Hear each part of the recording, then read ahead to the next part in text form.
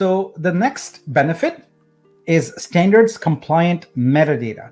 You're going to hear me say standards compliant a lot because I feel like if you're going to be really successful in this, we need to reach back to the existing world of Web 2 and look at what they have done and implement those things in Web 3 versus trying to constantly reinvent the wheel. It doesn't make sense to reinvent the wheel when the world has already adopted a standard.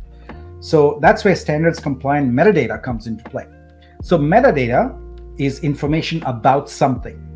In the world of NFTs right now, metadata is made up. It's completely fictional. You can create an artwork and you can make up whatever metadata you want. You can have a PFP project, for example, and you can have things like traits on there. You can have like hats and noses and ears and all that. But when it comes to artwork, you can have attributes like who's the artist who created it, what date was it created, what location was it created in, what category of art is it, what media was used, etc. Those kind of things would be useful for an artwork. But guess what? They don't exist. No one's done it. There's no standard for it. We are going to implement a standard.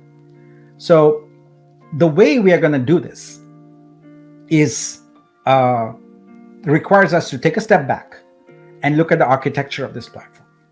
So what we're going to have on our platform is an asset consignment registry.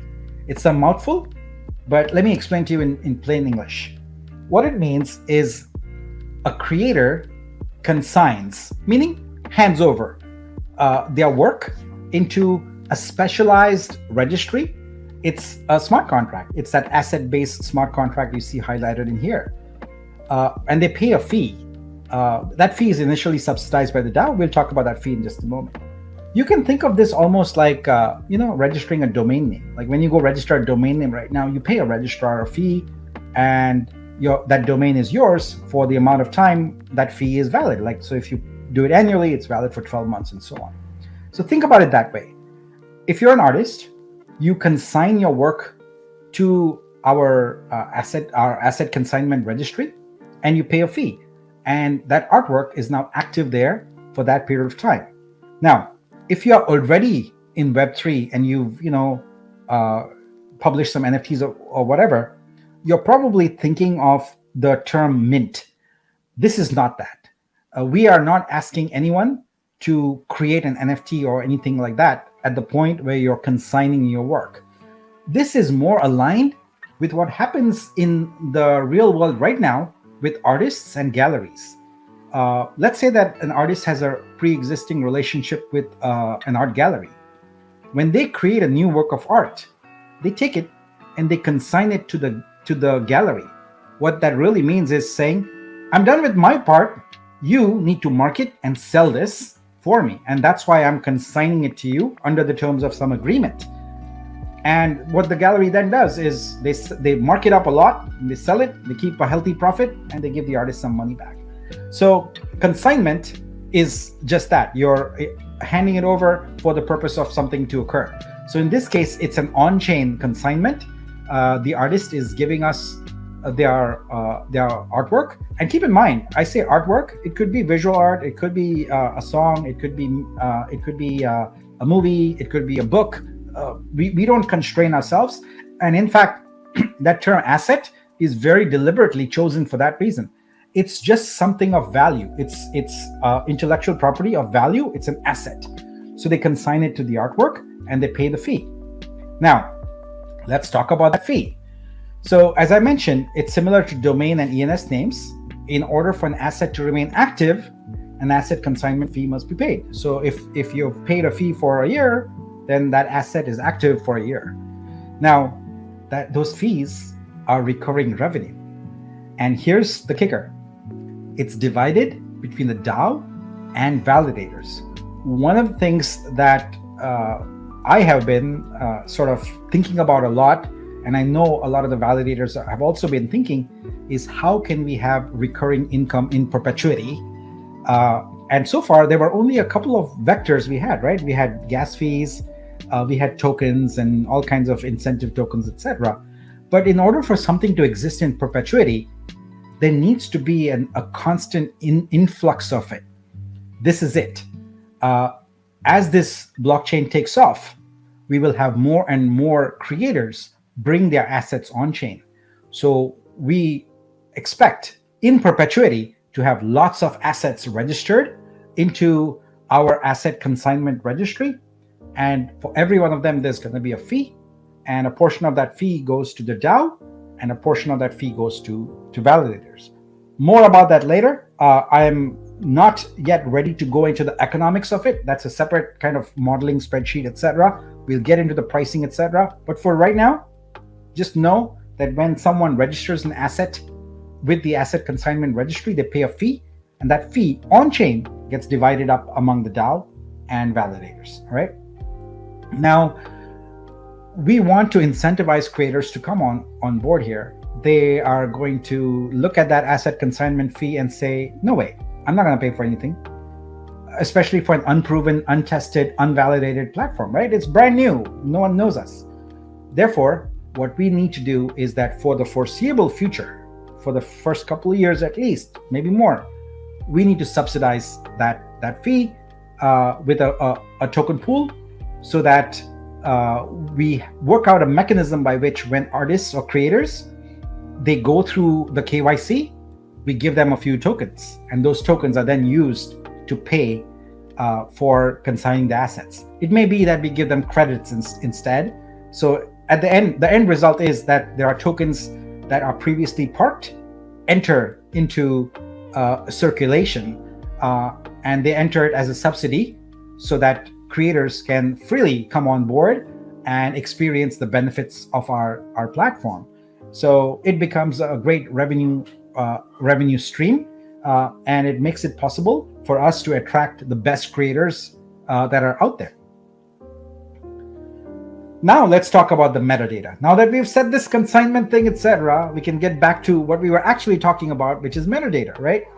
Now, when you consign an asset as a creator, you will need to provide metadata for that asset. So the metadata could be like, what's the title, who's the creator of it, when was it created, what style or genre it is, what category does it, what country does the creator belong to, and so on and so forth. So there's a lot of that. Now, we don't want to make that up. We want to trust professionals to do it. And guess what? The professionals at the Getty Foundation and about several hundred museums in the world got together and they developed a standard, and that standard is called linked art. And in our protocol, we will, for visual artworks, conform to the linked art standards used by museums. So when a creator consigns their asset, they need to provide us data that, think of it as a form. Like linked art, the specification is literally just a form, right? Here are all the fields, and some of them are drop-down choices. Those drop-down choices are called vocabularies. So whenever you have a metadata schema like this, the components of it are called vocabularies. So the museums have agreed on the vocabularies. So when you select, what is the medium of your artwork, there's going to be a drop-down, and it's not something you can just type in and say, oh, well, it's canvas or it's stone or whatever. There are hundreds of predefined choices, and that's what makes a standard valuable, because now across many organizations and across many artworks, when someone says that the medium used was X, everyone knows what it is because it's a common vocabulary. So this is important. So let's look at what this data model looks like. And now we're getting into the innards of the architecture of this. I'm going to try and keep it business level, but it's important for you to know that we've thought a lot about this and tried to create something that will stand the test of time. Standing the test of time starts with that word asset, as I alluded to earlier. All right. Now look at that contract on the bottom left, asset base. We'll start our journey there, right? So think of that as a collection of assets that have been consigned to the platform. And that's represented by the big vertical box here. Let me get my cursor here. That's your assets. Now, the first thing an asset has is creators, right? It could have one or more creators. Guess what? Those creators tie back into the creator base that conforms to the W3C verified credentials model. So an asset is going to have creators, which is just a lookup into the creator base. But talking about the metadata, so the metadata is going to be different depending on the type of artwork it is, right? So if the asset is an artwork like a visual art, then it's going to have linked art as the metadata standard. If it's music, the standard is called MEAD. That's out there. If it's a movie, there's other standards, etc. So depending on which one it is, we'll implement those standards, but it will always be a standard. It'll always be the same standard that is used by hundreds, maybe even millions of other people. We are not going to reinvent the standard. We want our platform to be conformant with what's out there, so people look at it and go, okay, yeah, I'm familiar with this. This works.